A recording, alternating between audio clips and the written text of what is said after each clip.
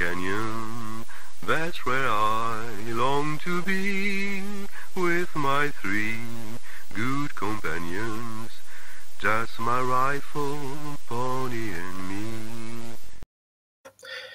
Microciné, bonjour ou bonsoir, ça va dépendre de l'heure à laquelle vous allez découvrir cette nouvelle émission. Nous allons parler aujourd'hui d'une série documentaire qui va passer sur Canal+, le mercredi 25 janvier et 1er février. Elle sera disponible ensuite sur MyCanal. D'ailleurs, vous avez toutes les informations dans le descriptif de la vidéo. C'est une mini-série qui s'appelle Moochie et le sous-titre, c'est Qui a tué Jill Halliburton?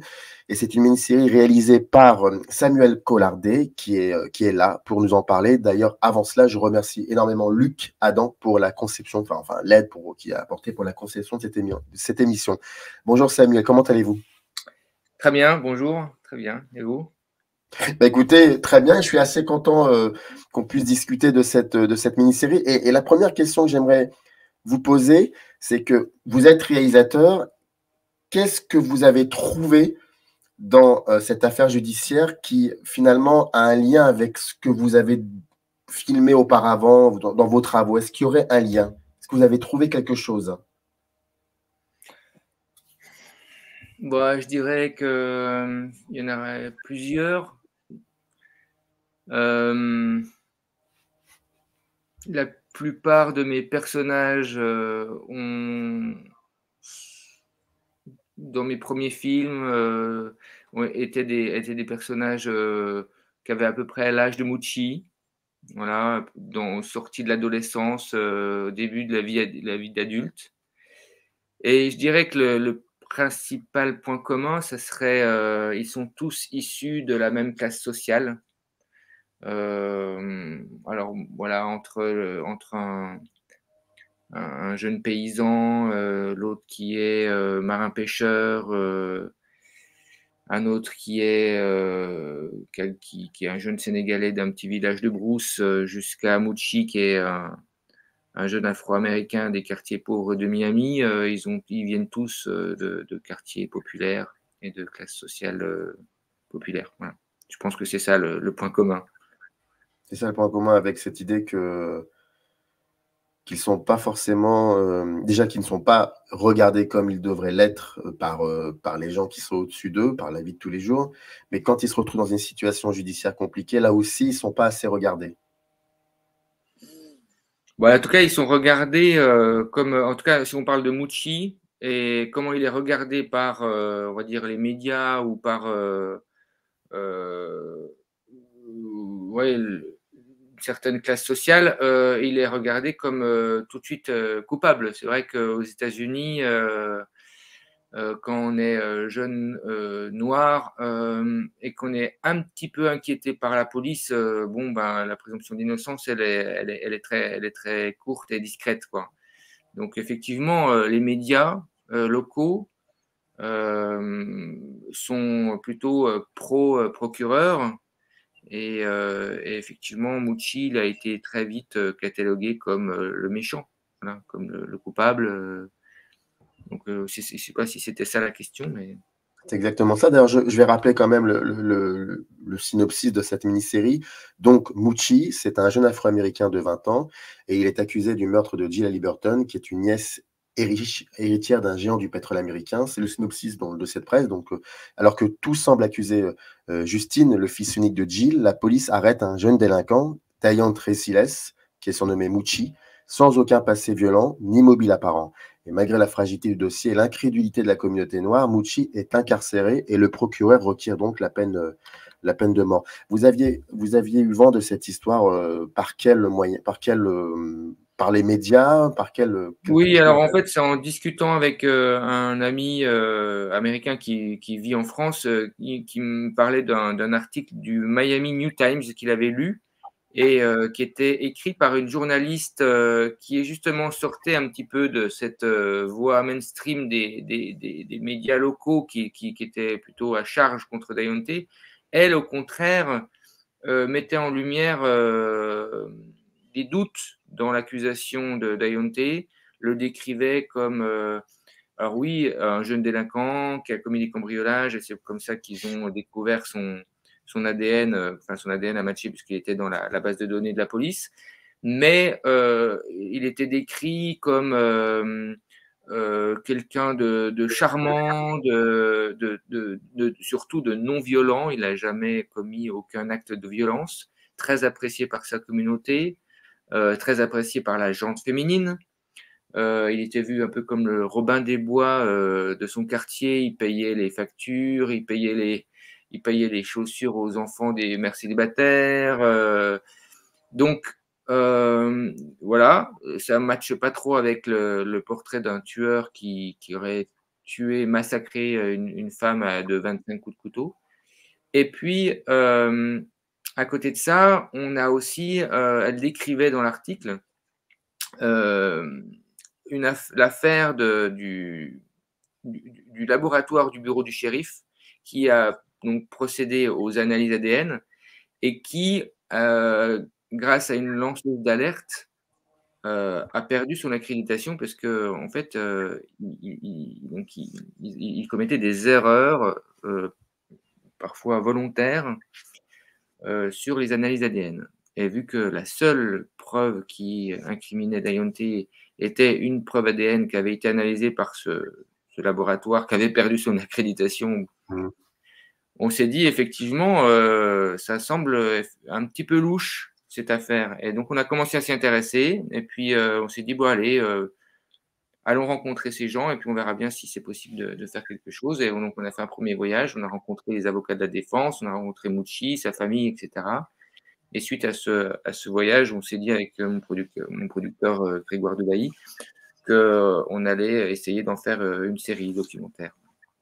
Donc ça, c'était en 2017. Voilà, c'est ça. Mais alors, c'est là. Et moi, c'est ce qui m'intéresse. C'est après, comment c'est peut-être la cuisine interne, je l'avoue, mais c'est en même temps, c'est ce qui définit le travail et qui fait que la mise en scène se construit à ce moment-là. Comment on fait parce que j'imagine que vous voyez qu'il y a quelque chose qui ne va pas. Donc, c'est un documentaire qui est aussi un militant, bien évidemment, je pense. Et comment on fait aussi pour ne pas trop sombrer dedans, pour essayer d'être juste, mais en même temps pour montrer des images qui semblent être manquantes de la partie adverse. Alors, déjà, moi, je ne suis pas militant. Je n'ai jamais été militant de toute ma vie. Je n'ai jamais pris... J'ai toujours, même dans mes avis politiques franco-français, je ne suis pas du tout quelqu'un de militant. Je suis plutôt quelqu'un qui aime bien faire le pas de côté et puis regarder avec un peu de recul. Et ce documentaire, il est pas militant. Enfin, pour moi, il n'est pas militant puisqu'il n'est pas, il est pas partisan. Non, il n'est pas partisan. On donne autant la parole à la défense qu'au procureur. On a même fait l'autre coup une espèce de... Pour le sous-titrage, on avait le nombre de phrases dites dans le documentaire. Il y a autant de phrases du procureur que de la défense. C'est pas fait exprès, mais voilà, c'était comme ça. Donc, non, l'idée, c'était vraiment pas d'être militant. Par contre... c'est effectivement essayer d'éclairer un petit peu la vérité dans cette affaire. Voilà. C'était quoi la suite de la question? Non, c'était surtout, et aussi, comment faire pour approcher cela, comment construire cette narration, parce que faut le dire, c'est la mini-série, enfin, le film que vous proposez accumule énormément d'images, d'archives, mais aussi, il y a une richesse impressionnante, et c'est comment on fait pour construire cette narration, sur quelle base vous êtes lancé? Donc, elle se fait au fur et à mesure, enfin, j'ai envie de dire, elle se fait au fur et à mesure parce qu'on a tourné quand même pendant 4 ans et demi. Et donc, pendant 4 ans et demi, il se passe énormément de choses dans cette affaire. Donc, nous, la vision qu'on a de l'affaire en 2018, quand on commence à tourner les premières images, et la vision qu'on en a en 2021, quand on filme le verdict final, moi, ma perspective, elle est passée par mille choses. Et c'est ce qu'on a essayé de retranscrire dans le montage. Après, de retranscrire l'ascenseur émotionnel que moi, j'ai vécu pendant ces 4-5 ans à suivre le travail de la défense, à rencontrer Mouchi 2 fois par semaine, à discuter avec lui de son quotidien, de sa vie en prison, et surtout de retranscrire la succession de rebondissements de cette affaire, de nouveaux éléments qui arrivent, qui enrichissent le dossier et qui perturbent clairement je sais pas, la présomption qu'on a, qu'on a genre même la veille, je n'ai cessé de changer d'avis sur cette affaire pendant 4 ans. Donc tout ça, cette expérience de vie, on a essayé de le retranscrire dans la conception narrative des 6 épisodes. Et comment vous en êtes sorti au bout de 4 ans de travaux, de filmage? Comment on en sort de tout cela? Et même par rapport au verdict final aussi. Ouais, en vrai, pour être honnête avec vous, j'appréhendais, parce que, encore une fois, j'ai passé beaucoup de temps avec Deontay, avec Mouchi, je m'en suis fait un ami. J'appréhendais le moment du verdict, surtout qu'il y avait la peine de mort quand même qui était là, qui était présente. Et je me suis dit, oh là là, mais comment je vais vivre ça émotionnellement? Et je me suis surpris à finalement être très professionnel et pris dans le filmage, dans l'organisation du tournage, etc. Et c'est après, pour être honnête avec vous, j'ai fait une espèce de, comment dire, une crise d'angoisse ou je suis tombé malade. Je suis tombé malade. Et j'allais voir le médecin et on n'a pas compris de quoi j'étais malade, en fait. Le médecin me disait effectivement il y a des symptômes, mais on ne comprend pas d'où ça vient. Et bon, maintenant ça va mieux, mais après coup, je me suis dit c'est peut-être lié, en fait. Parce que ça correspondait quand même pas mal en termes de timing. Donc voilà, c'est pour tout vous dire, pour être honnête avec vous, ça a été presque physique, en fait, comment je m'en suis sorti, un malaise physique. Mais j'imagine que ça devait être extrêmement compliqué aussi lorsque vous vous retrouviez sur votre table de montage et quand vous dérochiez, que vous commenciez à construire le film et que vous voyez des indices en disant mais c'est pas possible, ça ne peut pas être Mouchi parce qu'il y a ça et ça. Dès le début, dès le premier épisode, il y a des choses qui s'installent et puis ensuite on comprend pas trop ce qui se passe et ça devait être très compliqué pour vous. Oui, alors le montage, on l'a construit, on a monté quand même au fur et à mesure aussi. Enfin, on essayait quand même de prémonter un peu les choses pour prendre un peu d'avance aussi. La construction, alors si on parle vraiment cuisine, la construction d'un montage de série, c'est un petit peu différent d'un long métrage, où un long métrage, on a 1h30, on a plus ou moins les 3 ou 5 actes narratifs, on sait où on va, etc. etc. La série, elle est saucissonnée, c'est-à-dire qu'on a 6 débuts et 6 fins. Oui. Et on est un peu, c'est comme je disais, la dictature du cliffhanger, c'est-à-dire qu'à la fin d'un épisode, on doit finir sur quelque chose de puissant qui donne envie de voir la suite.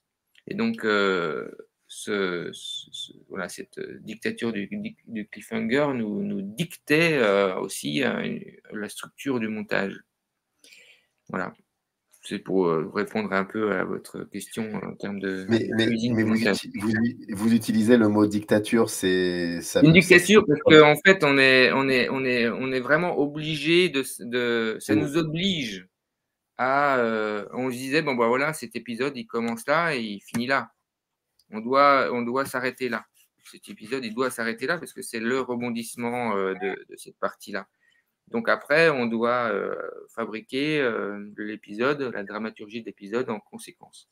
Donc ça nous dicte vraiment, au bout de 52 minutes, on doit être là. Voilà. Donc effectivement, c'est une dictature. Pour moi, c'est une dictature du cliffhanger. Non, mais mais c'est marrant parce que je me posais la question aussi, est-ce que j'ai pas cette impression, alors peut-être que je peux me tromper, mais ce genre de travail sériel sur des affaires judiciaires de cet acabit, de cette configuration, comme vous l'utilisez dans votre film. Je n'ai pas l'impression de voir ça aussi ici en France. J'ai l'impression que c'est peut-être pas forcément dans la culture. Est-ce que je me trompe? Parce que voilà, vous êtes réalisateur français. Ça me fait penser aussi, votre film m'a fait penser aussi par rapport à comment dire, le cheminement. Ça m'a fait penser à ce roman de Truman Capote, de Sang-froid. Mais à l'instar que lui, il est écrivain américain et donc il s'intéresse à une affaire américaine et ça parle de la société américaine. Mais vous êtes cinéaste français. Et c'est ça qui est très troublant et en même temps, ça se rejoint aussi. J'ai cette impression-là. C'est vrai qu'on a parlé avec mon producteur Grégoire de Sang-froid, Truman Capote. Ouais. Alors bon, ça commence à changer un peu parce que c'est vrai que là on voit sortir par exemple la série sur Outreau, qui est une série judiciaire française. Voilà. Exactement. C'est vrai qu'il y a 4 ans, on s'est dit avec Grégoire, ben oui, effectivement, une série documentaire sur la justice, à l'époque, elle n'était pas faisable en France puisqu'on n'a pas accès aux mêmes choses. C'est-à-dire qu'on ne peut pas filmer les procès. On n'a pas accès à l'instruction. L'instruction est secrète. Donc, au final, si on veut parler d'affaires de justice, on est vraiment dans la reconstitution des faits, dans le réchauffé, j'ai envie de dire. Nous, on avait envie de filmer au temps présent.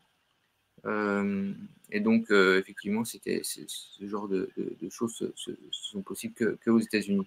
Et après, ça nous intéressait aussi parce que bon, nous, on s'intéresse pas qu'à des sujets franco-français. Mon dernier film se passait au Groenland. Oui, donc, vous voyez qu'on raconte des histoires à travers le monde. Donc, il y avait beaucoup de choses à raconter sur la situation de la communauté afro-américaine. Donc, c'est quelque chose qui avec Grégoire, qui nous intéressait, qui nous touchait. Donc, voilà. Effectivement, on peut dire pourquoi un réalisateur français va s'intéresser à des histoires américaine, mais bon, on peut aussi poser la question de pourquoi j'ai fait un film au Groenland et pourquoi je n'ai fait un autre au Sénégal. Voilà. Ouais, oui, et c'est pour ça que je vous avais posé dès le début la première question que je vous avais posée, c'était parce que c'était aussi pour expliquer, pour que vous expliquiez qu'il y avait quelque chose dans ce projet qui était important, pour vous. Vous évoquiez le fait que beaucoup de choses sont accessibles par rapport à l'instruction, par rapport au dossier. J'ai cette impression qu'aux États-Unis, il y a comme ça un rapport, comment dire, à la fiction aussi qui est assez évident, que comme en France, beaucoup de choses ne sont pas montrées, mais aux États-Unis, on montre tout et donc je ne sais pas comment l'expliquer, mais on peut très vite, tout de suite, faire une fiction ou faire une espèce de travailler cette matière-là. Il y a quelque chose d'assez beau et en même temps un peu terrifiant.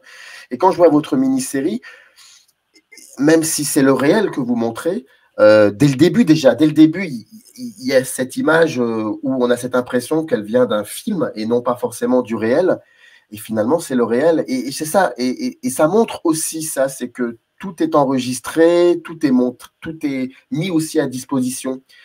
On ne va pas trop spoiler, même si on commence à s'intéresser à cette histoire sur Google, on verra de petites choses. Mais il y a aussi des images qui montrent des choses qu'on n'a pas l'habitude de voir dans le réel. Et je pense par rapport à Mouchi, ce qui lui arrive à un moment.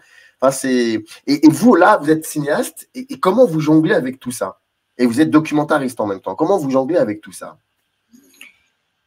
Alors, pour nous, c'est super parce qu'effectivement, on a accès relativement à toutes les pièces du dossier. Donc, on va au bureau du procureur, au bureau du shérif, pardon.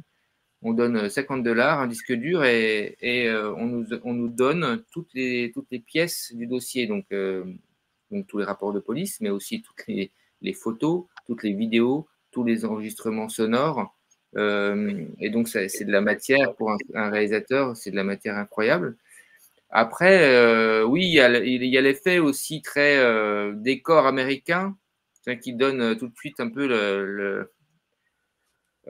comment dire, un décor de fiction, parce qu'on est baigné par la série policière américaine, par les films films américains, les films de policiers américains. Et donc, effectivement, tout de suite, on a cette matière-là qui sont les décors, les costumes, les rues, le son, tout est effectivement là. Après, il y a une chose qui est dit qu'on a essayé d'être, qui était assez important et qui n'était pas prévu on s'en est aperçu au fur et à mesure du tournage, c'est que la seule preuve qui accuse Dayonte Muchi est une preuve ADN. Et contrairement, voilà, et justement, dans la fiction ou dans la série policière ou dans l'imaginaire commun, l'ADN, c'est la reine des preuves. Elle est irréfutable, elle est indiscutable. Voilà. Quand on a l'ADN, bon, dans une série américaine, on a une preuve ADN, bon, bah voilà, ADN égale coupable. Et en fait, on s'est rendu compte que, et moi je ne le savais pas avant de faire cette série, que c'est un peu plus compliqué que ça.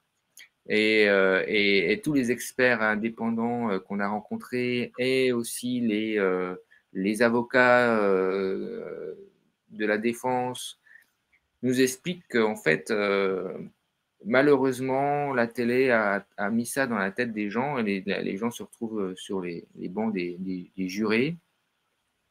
Et on ça en tête en disant, bah voilà, bon, bah, ils ont trouvé son ADN, ou bah voilà, c'est comme ils disent, open and shut case. Donc, alors que c'est pas tout à fait ça. Alors je ne vais pas rentrer dans on l'explique très bien dans la série, c'est un petit peu technique et un peu scientifique, mais voilà, et donc voilà, ça c'est pour revenir un peu à la question. Pour le coup, ça ressort un petit peu des clichés qu'on peut trouver dans la fiction américaine ou dans la fiction policière. Et c'est ça qui est un petit peu différent, que le réel amène de différence entre ce qu'on voit dans les séries ou les films et cette série documentaire. Dernière question. Aujourd'hui, qu'est-ce qu'il en est de Muchi et comment dire, et le film? Dans tout cela, est-ce qu'il peut aussi peut-être jouer un rôle fondamental, faire quelque chose, déclencher quelque chose? Bah alors, on va divulgacher un peu si on parle de Muchi actuellement et qu'est-ce que ça pour... Bah allons-y, pourquoi pas. Donc Muchi va faire appel, enfin a fait appel. Donc son dossier est en révision. Il va avoir une réponse dans une année, je pense, à peu près. Donc il y a un juge qui est en train de travailler, d'analyser son dossier. Si c'est refusé, il pourra faire appel à la Cour fédérale, puis après à la Cour suprême. Donc voilà, c'est un parcours judiciaire qui va durer à peu près 8 ans, je pense. Après, est-ce que cette série documentaire va faire changer les choses? On ne le sait pas. Ça peut arriver. Je sais qu'il y a un podcast qui s'appelle Serial qui raconte l'histoire de, voilà, pareil, une affaire de meurtre comme ça, qui a eu beaucoup de succès aux États-Unis. Et tellement de succès que finalement, ça a mis un peu la pression sur le bureau du procureur, du coup, le procureur a rouvert le dossier et s'est effectivement rendu compte que ça avait été peut-être un petit peu vite fait et mal fait. Et en fait, ils ont abandonné les charges. Et 18 ans après son incarcération, le jeune homme est sorti de prison. Donc ça arrive. Mais après, on voit aussi que dans Making Murderer, même s'il y a eu un énorme succès de cette série, Avery, il est toujours derrière les barreaux. Il a perdu ses demandes d'appel, etc. Donc, bon, voilà, on n'en sait rien. Voilà, j'espère que ce ne sera pas juste une série de plus et que, effectivement, la série aura des conséquences dans la réalité, dans le réel. Voilà. La série d'ailleurs sera diffusée le 25 janvier et le 1er février, c'était 2 mercredis sur Canal+. Et puis ça sera accessible sur MyCanal, d'ailleurs tout se trouve dans le descriptif de la vidéo. Et je rappelle, c'est une mini-série documentaire en 6 épisodes. Voilà. Merci beaucoup en tout cas, Samuel Collardo, d'avoir pris le temps de répondre à mes questions. Et puis espérons que les choses se développent de manière assez positive par rapport à ce film et par rapport surtout à Mucci. Merci en tout cas à vous. Super, merci. In the canyon, that's where I long to be, with my 3 good companions.